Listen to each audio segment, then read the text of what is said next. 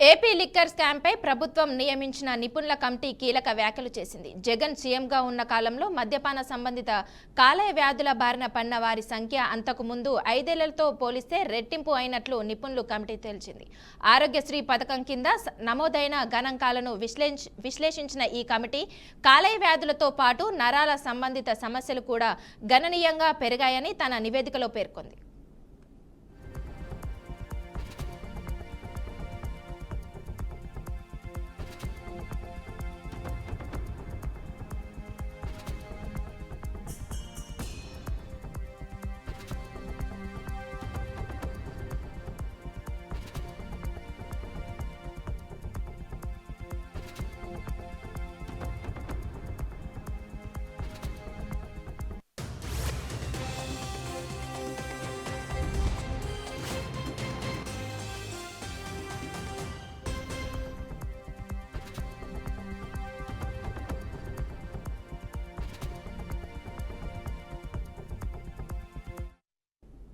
ముఖ్యమంత్రి చంద్రబాబు ఏర్పాటు చేసిన త్రిసభ్య నిపుణుల కమిటీ ఆరోగ్యశ్రీ పథకం ద్వారా లబ్ధి పొందుతున్న అల్పాదాయ వర్గాల ఆరోగ్య సమాచారాన్ని లోతుగా పరిశీలించింది. ఈ విశ్లేషణలో 2014-2019 మధ్యకాలంలో 14,026గా ఉన్న మద్యపాన సంబంధిత కాలేయ వ్యాధి కేసులు 2019-2024 నాటికి 29,369కి చేరాయని, అంటే ఏకంగా 100% పెరుగుదల నమోదైందని కమిటీ తన నివేదికలో స్పష్టం చేసింది. ఇదే కాలంలో మద్యపానం వల్ల తలెత్తే నరాల సంబంధిత రుగ్మతల కేసులు కూడా ఆందోళనకర స్థాయిలో పెరిగాయి. 2014-2019 మధ్య 1,276గా ఉన్న ఈ కేసులు 2019-2024 నాటికి 12,663కు చేరాయని, ఇది 892% పెరుగుదల అని నివేదిక పేర్కొంది. కాలేయం, కిడ్నీ, మానసిక ఆరోగ్యం, నరాల వ్యాధులు అనే 4 విభాగాల్లో అసాధారణ పెరుగుదల ఉన్నట్లు కమిటీ గుర్తించింది.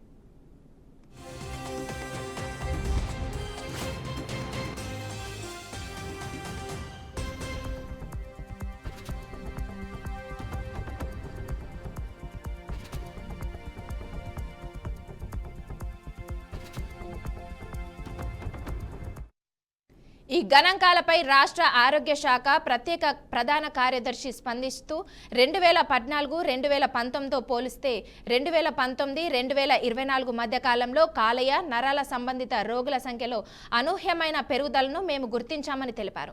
ఈ నివేదికలోని అంశాలను మరింత లోతుగా అధ్యయనం చేసి నివారణ చర్యలను సిఫార్సు చేసేందుకు జాతీయ, అంతర్జాతీయ నిపుణులతో ఒక సలహా మండలిని ఏర్పాటు చేస్తున్నట్లు ఆయన వెల్లడించారు. మద్యం వ్యాపారంలో జరిగిన అవకతవకలపై అధికారులు దృష్టి సారించారు. రాష్ట్రంలో చౌక రకం, నాణ్యత తక్కువగా ఉండే అవకాశం ఉన్న మద్యం విక్రయం జరగడం వల్లే కాలేయ, కిడ్నీ సంబంధిత వ్యాధులు పెరిగి ఉండొచ్చని అధికారులు అనుమానిస్తున్నారు.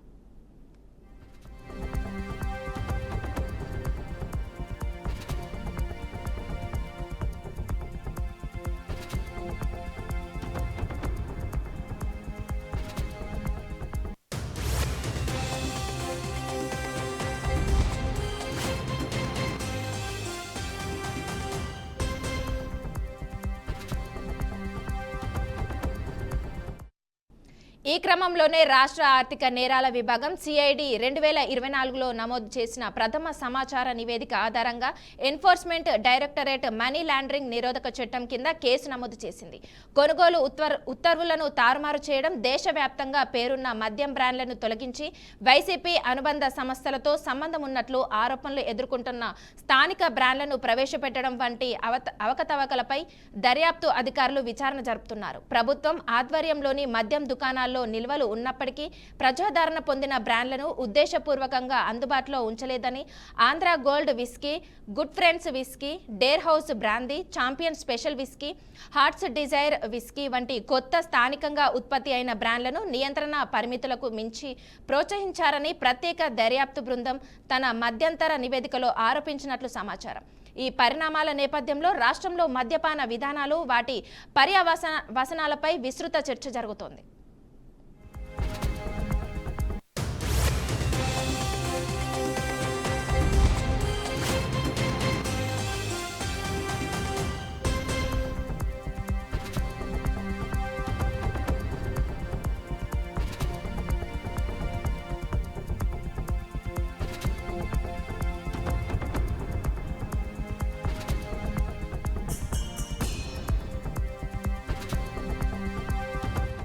దీనికి సంబంధించి మరింత సమాచారం మా ప్రతినిధి నాయుడు అందిస్తారు. నాయుడు, చెప్పండి. రాష్ట్రంలో గత ప్రభుత్వ హయాంలో జరిగినటువంటి లిక్కర్ స్కామ్ కి సంబంధించి ఇప్పటికే ఇటు సిఐడి కావచ్చు, అటు అదేవిధంగా చూసుకున్నట్టయితే ఈడీ కూడా వేగం పెంచిన పరిస్థితి కనిపిస్తుంది. ఇప్పటికే 33 మంది కూడా అరెస్ట్ చేసి వారిని అయితే మాత్రం వీళ్ళపై చర్యలు చేపట్టాలంటూ ఇప్పటికే వారిపై దర్యాప్తు కూడా తీవ్రతరం చేసిన పరిస్థితి కనిపిస్తుంది. ఇందులో ప్రధానంగా చూసుకున్నట్టయితే కనుక రాజ్ కసిరెడ్డి పాత్రపై కూడా తీవ్రంగా చాలా వరకు కూడా సిఐడి అధికారులు దీనిపై పూర్తి స్థాయిలో విచారణ కూడా వేగవంతం చేస్తారు. రాజ్ కసిరెడ్డి చెప్పిన కొన్ని వివరాల ప్రకారం చూసుకున్నట్టయితే కనుక ఇటు ధనంజయ రెడ్డితో పాటు మరొక ఇద్దరిని కూడా ఇప్పటికే పోలీసులు ఎఫ్ఐఆర్ లో వాళ్ళని పేర్లు కూడా చేర్చడం జరిగింది. పేర్లు చేర్చిన తర్వాత వారిపై అయితే పూర్తి స్థాయిలో దర్యాప్తు చేపట్టేందుకు కూడా ఓవరాల్ గా కేసును అయితే వేగవంతం చేసే పరిస్థితి మనకి కనిపిస్తుంది. దీంతో పాటు సిఐడి ఎంట్రీతో పాటు మధ్యలో ఈడీ ఎన్ఫోర్స్మెంట్ డైరెక్టరేట్ కూడా దీనిలో ఇన్వాల్వ్ అవ్వడం, అదేవిధంగా చూసుకుంటే ఎన్ఫోర్స్మెంట్ డైరెక్టరేట్ కూడా దీనికి సంబంధించి దీనిలో ఎవరెవరి పాత్ర ఉంది, ఎవరెవరు ఇందులో ఉన్నాయి, ఎవరి ద్వారా ఈ అమౌంట్స్ అన్ని కూడా మనీ లాండరింగ్ జరిగే అన్న దానిపై అయితే మాత్రం కూలంకషంగా పూర్తి స్థాయిలో విచారణ కూడా చేస్తుంది. దీనికి సంబంధించి అయితే మాత్రం ఇప్పటికే కొన్ని జాగ్రత్తలు తీసుకుంటూ కొన్ని ప్రాపర్టీస్ ఎవరైతే ఉన్నారో ఇందులో ప్రధాన పాత్రదారులు కావచ్చు, ఇందులో సూత్రధారులు ఎవరైతే ఉన్నారో వీళ్ళందరూ ఆస్తులను కూడా జప్తు చేసేందుకు అయితే కనుక ఈడీ రంగంలోకి దిగినట్టుగా కూడా ప్రధానంగా తెలుస్తుంది. ఏదైతే 2019 నుంచి 2024 మధ్యలో జరిగినటువంటి మద్యం కుంభకోణంలో చూసుకున్నట్టయితే కనుక ప్రధానంగా బ్రాండ్లు అంటే దేశీయ బ్రాండ్లు ఏవైతే ఉన్నాయో వాటిని అన్నింటినీ కూడా పక్కన పెట్టి కేవలం నాసిరకం బ్రాండ్లు, అదేవిధంగా ప్రాణాలకు ప్రాణాపాయంగా ఉన్నటువంటి అదేవిధంగా చీప్ లిక్కర్ వంటి వాటిని కూడా రాష్ట్ర ప్రభుత్వంలో విరివిగా తీసుకురావడం, దీనికి సంబంధించి పెద్ద మొత్తంలో అయితే కనుక దీనిలో డబ్బులు చేతులు మారాయంటే కూడా తెలుస్తూ వస్తుంది. అదేవిధంగా చూసుకున్నట్టయితే కనుక పూర్తి స్థాయిలో ఏవైతే మద్యం ద్వారా వచ్చిన డబ్బులను అయితే కనుక కొన్ని చోట్ల వేరే విధంగా ఈ షెల్ కంపెనీస్ తరలించడం, అక్కడి నుంచి మళ్ళీ తిరిగి వీళ్ళకి తప్పించుకున్న డబ్బును కూడా తిరిగి తప్పించుకున్నట్టుగా కూడా అయితే సిఐడి వర్గాలు కావచ్చు ఇవన్నీ కూడా ఈ విచారణలో అయితే కూడా తెలుస్తున్న పరిస్థితి అయితే ఉంది. ఏది ఏమైనప్పటికీ కూడా ఏదైతే ఈ మద్యం కుంభకోణం జరిగిందో ఈ మద్యం కుంభకోణం సంబంధించి వైఎస్ జగన్ పాత్ర పై కూడా పూర్తి స్థాయిలో వివరాలు కూడా సేకరిస్తున్న పరిస్థితి అయితే ఉంది. దీనిలో వైఎస్ జగన్ హయాంలో ఎవరెవరు ఎంతెంత పాత్ర పోషించారు, ఎవరికి ఈ చేతులన్నీ డబ్బులని ఎవరి ద్వారా ఎక్కడెక్కడ చేరగానే దానిపై మాత్రం ఇప్పటికే సిఐడి అయితే పూర్తి స్థాయిలో విచారణ చేపడుతుంది. అదేవిధంగా చూసుకుంటే ప్రధాన పాత్రధారులైనటువంటి రాజ్ కసిరెడ్డిని అయితే మాత్రం దీనిలో పూర్తిగా ప్రధాన పాత్ర పోషించాడని, ఈ డబ్బులన్నీ కూడా తాడేపల్లి ప్యాలెస్ కి కూడా తరలించినట్టుగా కూడా రాజ్ కసిరెడ్డిపై కూడా చాలా వరకు ఆరోపణలు ఉన్నాయి. అదేవిధంగా ఎవరెవరైతే పాత్రధారులు ఉన్నారో ఎవరు సూత్రధారులు అన్న దానిపై అయితే కూడా దీనిపై మరింత లోతైన విచారణ చేస్తున్నామంటే కూడా సిఐడి ఇప్పటికే చెప్తున్న పరిస్థితి మనకి కనిపిస్తుంది. అంతేకాకుండా ఇందులో ప్రధానమైనది మనం చూసుకున్నట్టయితే కనుక ఏదైతే రాష్ట్రంలో విరివిగా మద్యాన్ని తీసుకొచ్చి పేద ప్రజల ప్రాణాలతో ఆటలు ఆడుకున్నారంటూ కూడా ఇప్పటికే దీనిలో ఒక రకమైన సిట్ బృందం కూడా దీనిపై కూడా విచారణ చేపడుతున్న పరిస్థితి మనకి కనిపిస్తుంది. సిట్ బృందం పరిశీలనలో చాలా మంది ఏవైతే లివర్ కంప్లైంట్స్ కావచ్చు, లేదంటే కనుక ఆరోగ్య సమస్యలు చాలా వరకు ప్రధానంగా కూడా ఇందులో కూడా వచ్చినట్టుగా కూడా కనిపిస్తూ ఉన్నాయి. ఏదైతే వీటినన్నింటినీ కూడా మళ్ళీ చూసుకున్నట్టయితే కనుక ఆరోగ్యశ్రీ ద్వారా వీటన్నిటికీ ట్రీట్మెంట్ చేయడం ద్వారా చూసుకున్నట్టయితే కనుక అంటే రెండు రకాలుగా వీళ్ళు ఆదాయ మార్గాలను ఎంచుకున్నారన్న అనుమానం కలగకమానదు. ఎందుకు అంటే ఇటు మద్యం తాగడం ద్వారా ఏదైతే పేద ప్రజలు ఎవరైతే ఉన్నారో వీళ్ళందరూ కూడా వాళ్ళు పూర్తిగా ఆరోగ్యం క్షీణించడంతో పాటు ఆరోగ్యంతో క్షీణించిన వ్యక్తులందరూ కూడా ఆరోగ్యశ్రీ ద్వారా ఏవైతే వైద్యం చేయించుకోవడం ద్వారా రాష్ట్ర ప్రభుత్వం మళ్ళీ తిరిగి వీళ్ళందరికీ డబ్బులు కట్టిన పరిస్థితి ఉంది. అంటే కొన్ని హాస్పిటల్కి మరో ఆదాయ మార్గంగా ఈ మద్యం కుంభకోణం ఉన్నదా అన్న అనుమానం అయితే కలగక మానదు. కానీ మనం లెక్కలు చూస్తే కనుక ఆరోగ్యశ్రీ లెక్కలు కావచ్చు, వీటన్నిటిని లెక్కల్లో పరిశీలనలో చూసుకున్నట్టయితే కనుక సిట్ బృందానికి అయితే మాత్రం తేరుకోలేని నిజాలన్నీ కూడా బయటకు వచ్చిన పరిస్థితి అయితే కనిపిస్తుంది. సుమారుగా 892% మేర ఈ ఆరోగ్య క్షీణించినట్టు కూడా వీళ్ళందరూ కూడా పరిశీలనలో వచ్చింది. అంటే ప్రతి కేసులో కూడా చూసుకున్నట్టయితే కనుక ప్రతి కేసులో కూడా ఓవరాల్ గా ఆరోగ్య క్షీణత అయితే ఇందులో క్లియర్ గా కనిపిస్తుంది. అంటే సాధారణంగా ఒకరు ఇద్దరు ఇబ్బందులు పడే ఉన్నటువంటి ఇలాంటి ఆరోగ్య సమస్యలతో కానీ హాస్పిటల్ వచ్చే పరిస్థితి ఉంటుంది. కానీ కేవలం ఏపీలో 2019 నుంచి 2024 మధ్యలో తాగినటువంటి మద్యం కారణంగానే ఈ పూర్తి స్థాయిలో వీళ్ళ ఆరోగ్యాలన్నీ పాడయ్యాయని, అందుద్వారానే వీళ్ళందరూ కూడా కాలేయ సమస్యలతో పాటు అదేవిధంగా నర్వస్ సిస్టమ్ కూడా ఫెయిల్యూర్ అయిన కేసులు కూడా చాలా వరకు వచ్చాయంటూ కూడా చాలా మంది వైద్యులు చెప్తున్న పరిస్థితి ఉంది. ఏదేమైనప్పటికీ కూడా రాష్ట్ర ప్రభుత్వంలో గత 2019 నుంచి 2024 మధ్యలో జరిగినటువంటి మద్యం కుంభకోణంతో పాటు మద్యం పేద ప్రజల ఆరోగ్యాలు కూడా ఇందులో నాశనం అయ్యాయంటూ కూడా సిట్ విచారణలో తేలిన పరిస్థితి మనకి కనిపిస్తూ ఉంది. నాయుడు, ఇప్పుడు ఏపీ ప్రభుత్వం ఏదైతే నిర్ణయం తీసుకుందో అంటే బాధిత కుటుంబాలకు ఏదైనా ప్రభుత్వం నుండి మద్దతు ఉంటుందా? మనం చూసుకోవచ్చు, ఇందులో బాధిత ప్రజలు ఎవరైతే ఉన్నారో, పీడిపడుతున్నారో వీళ్ళందరికీ కూడా పూర్తి స్థాయిలో వీళ్ళకి వైద్యం చేయించాలి అంటే కనుక వైద్యానికి సంబంధించి పూర్తి స్థాయిలో అంతే కూడా ఆరోగ్యశ్రీ ద్వారానే జరుగుతున్న పరిస్థితి అయితే ఉంది. అయితే ఎప్పుడైతే పేద ప్రజల ఆరోగ్యం పూర్తిగా క్షీణిస్తుందో వీరి తాలూకా వాళ్ళు పూర్తి స్థాయిలో వాళ్ళు ఇటు వ్యవసాయం కావచ్చు, అదేవిధంగా ఎటువంటి కష్టమైన పనులు కూడా చేసుకోలేని పరిస్థితికి దిగజారిపోయిన పరిస్థితి అయితే ఉంది. వీళ్ళందరికీ కూడా ఇప్పటికే ఇటు జాతీయ స్థాయిలో కూడా దీనికి సమస్య ఆరోగ్య సంబంధించిన పూర్తి స్థాయిలో ఒక హెల్త్ కార్డును కూడా మోడీ ప్రభుత్వం అయితే ప్రవేశపెట్టిన పరిస్థితి ఉంది. అదేవిధంగా రాష్ట్ర ప్రభుత్వం నుంచి కూడా ఇప్పటికే ఆరోగ్యశ్రీ వంటి ఎన్టీఆర్ ట్రస్ట్ సేవ ద్వారా అయితే మాత్రం ఇప్పటికే వీళ్ళందరికీ కూడా ఎన్నో వైద్య సేవలు అయితే అందిస్తున్న పరిస్థితి అయితే ఉంది. అయితే పరిస్థితి మనం చూసుకున్నట్టయితే కనుక దీనిలో కాలేయ సంబంధిత వ్యాధులు కావచ్చు, అదేవిధంగా ఏదైతే నర్వస్ సిస్టమ్ నరాల బలహీనత కావచ్చు, వీటి ద్వారా బాధపడుతున్న వారి సంఖ్య భారీగా పెరగడంతో అయితే కనుక వీళ్ళు రానున్న రోజుల్లో వీళ్ళు ఇంకా మరిన్న ఎటువంటి ఆరోగ్య పరిస్థితులు ఎదుర్కోవాల్సి వస్తుంది అన్న దానిపై అయితే మాత్రం సందిగ్ధత నెలకొని ఉంది. ఇది అంటే పూర్తి స్థాయిలో వీళ్ళ ఆరోగ్యం మళ్ళీ చేకూరుతుందా లేదా అన్నదైతే మాత్రం ఒక డౌట్ అయితే మాత్రం డాక్టర్ కూడా ఎక్స్ప్రెస్ చేస్తున్న పరిస్థితి ఉంది. ఎందుకంటే ఇది ఒక్కసారి కాలేయ సమస్యలు వచ్చిన తర్వాత తరచుగా వస్తూ ఉంటాయి. దీని ద్వారా అయితే కనుక వీళ్ళు కష్టమైన పనులు, వ్యవసాయ పనులు, అదేవిధంగా ఎండలో కూర్చొని కష్టమైన తరమైన పనులు చేయలేమంటూ కూడా ఇప్పటికే డాక్టర్లు అయితే మాత్రం చెప్తున్న పరిస్థితి అయితే ఉంది. అయితే చూడాలి రానున్న రోజుల్లో ఏమైనా రాష్ట్ర ప్రభుత్వం దీనిపై మరింత శ్రద్ధ చూపించి ఇటువంటి వారికి ఏమైనా చేయూత అందిస్తుందో లేదన్నది అయితే మనం వేచి చూడాల్సిన పరిస్థితి మనకి ఉంది.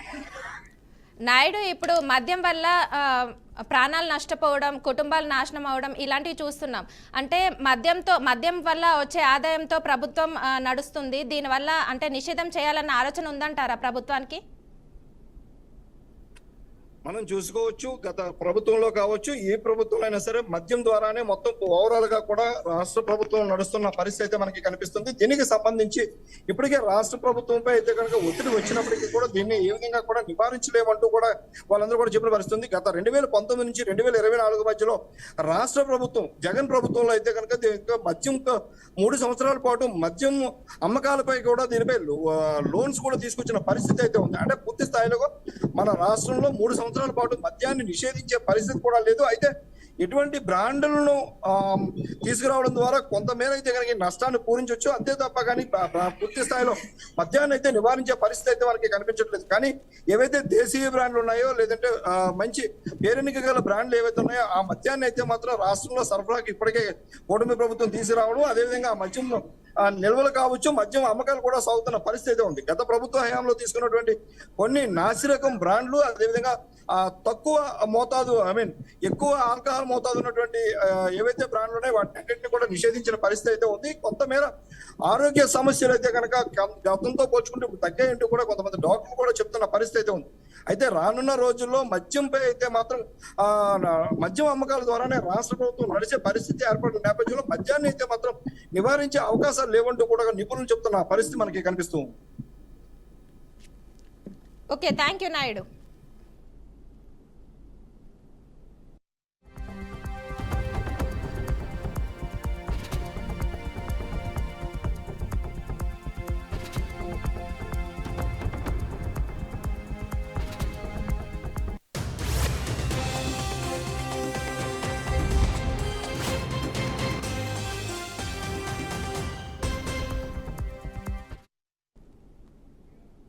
భారత్ పాకిస్తాన్ మధ్య కాల్పుల విరమణ ఒప్పందం కుదిరిన కొద్ది గంటల్లోనే పాకిస్తాన్ దానికి ఉల్లంఘించిన నేపథ్యంలో ప్రధానమంత్రి Narendra Modi high level meeting నిర్వహించారు. ఢిల్లీలోని తన అధికారిక నివాసం లోక్ కళ్యాణ్ మార్గులో ఏర్పాటు చేసిన ఈ ఉన్నత స్థాయి సమావేశంలో రక్షణ శాఖ మంత్రి రాజ్నాథ్ సింగ్, విదేశీ వ్యవహారాల శాఖ మంత్రి జయశంకర్, జాతీయ భద్రతా సలహాదారు Ajit Doval, chief of defence staff general Anil Chauhan, త్రివిధ దళాల అధిపతులు పాల్గొన్నారు.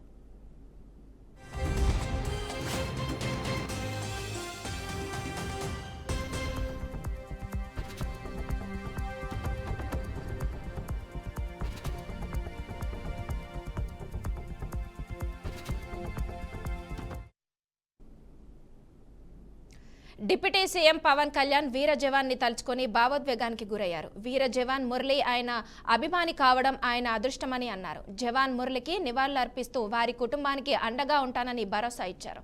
ఆయన కుటుంబానికి పవన్ కళ్యాణ్ వ్యక్తిగతంగా 25 లక్షల ఆర్థిక సహాయం ప్రకటించారు. ప్రభుత్వం నుంచి 50 లక్షల రూపాయలు 5 ఎకరాల పొలాన్ని అందించనున్నారు.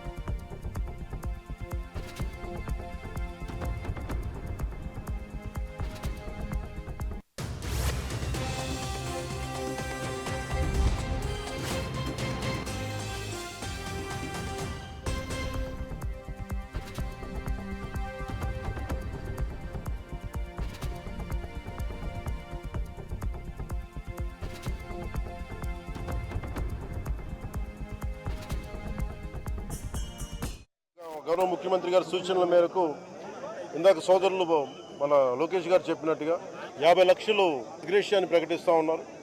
అలాగే ఒక 5 ఎకరాల పొలం అని కూడా తెలియజేశారు. అలాగే 300 గజాలు ఇంటి స్థలం అని కూడా అనౌన్స్ చేశాం. అలాగే ప్రభుత్వంలో వాళ్ళకి ఎవరికైనా సరే వాళ్ళ నాన్నగారికి కానీ ఎవరికి కానీ ప్రభుత్వ ఉద్యోగం కూడా ఖచ్చితంగా ఇవ్వాలనేది క్యాబినెట్లో ముందు పెట్టి దాని నిర్ణయం తీసుకుంటాం.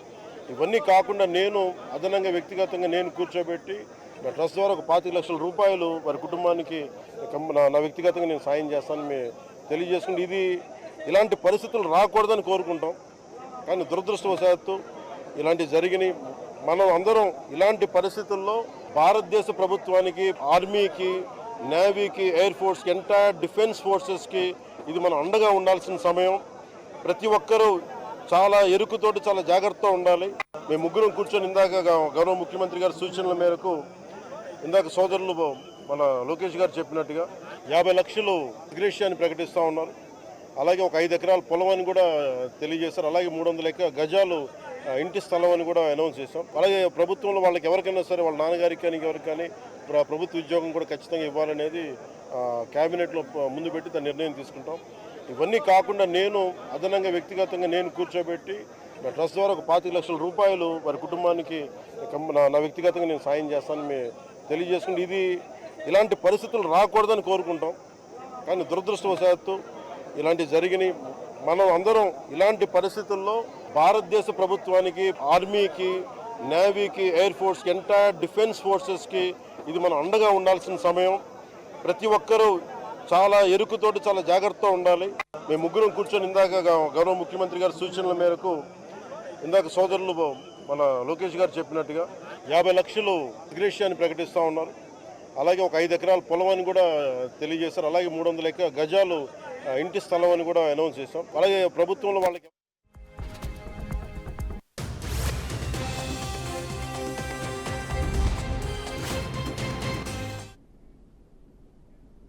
ఖమ్మం జిల్లా సత్తుపల్లి మండలం తుంబూరు గ్రామంలో విషాద ఘటన చోటు చేసుకుంది. గ్రామానికి చెందిన ఓరగంటి నరసమ్మ అనే వృద్ధురాలు తన పొలంలో ఉన్న పంట వ్యర్థాలను కాల్చేందుకు పొలానికి వెళ్లి వరిగడ్డి దుబ్బులకు నిప్పు పెట్టింది. దీంతో క్షణాల్లో నరసమ్మ చుట్టూ మంటలు వ్యాపించడంతో మంటల మధ్యలో నరసమ్మ చిక్కుకుపోయి శరీరానికి మంటలంటుకోవడంతో తీవ్ర గాయాల పాలైంది. మంటల్లో చిక్కుకున్న వృద్ధురాలు కేకలు వేయడంతో అటుగా వెళ్తున్న స్థానికులు గమనించి హుటాహుటిన ఆసుపత్రికి తరలిస్తుండగా మార్గం మధ్యలోనే వృద్ధురాలు మృతి చెందినట్లు స్థానికులు తెలిపారు.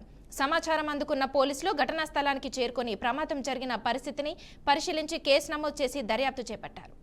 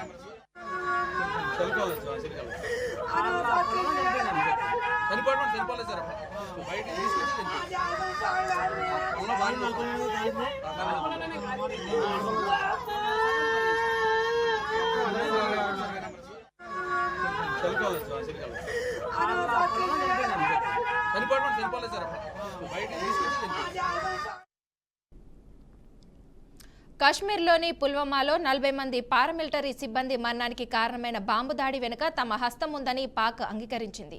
ఈ విషయాన్ని ఆ దేశ వాయుసేన air vice marshal Aurangzeb Ahmed press మీట్లో అంగీకరించారు. దీంతో ఉగ్రవాదంతో తమకు సంబంధం లేదని ఇస్లామాబాద్లోని నేతలు చెబుతున్నవి మొత్తం కాకమ్మ కబుర్లే అని తేలిపోయింది. ఇటీవల ఆపరేషన్ సింధూర్ సందర్భంగా జరిగిన ప్రెస్ మీట్లో DGI SPR lieutenant general Ahmed Sharif Chaudhry navy ప్రతినిధితో కలిసి ఔరంగజేబ్ అహ్మద్ పాల్గొన్నారు. There is no compromise. There is no compromise. Pakistan's people, when they are threatened, their loss of life, loss of material, it cannot go unnoticed. Cannot go like that. We owe it to our nation. And the pride and the trust the Pakistani nation has on our armed forces, we have always upheld it at all cost. At all cost. We did try to tell them with our tactical brilliance in Pulwama. Now we showed them our operational prowess and strategic guile and guide, and I think they should take heed. This is the best we can. If Pakistan's airspace, Pakistan's land, Pakistan's ADIZ and territorial waters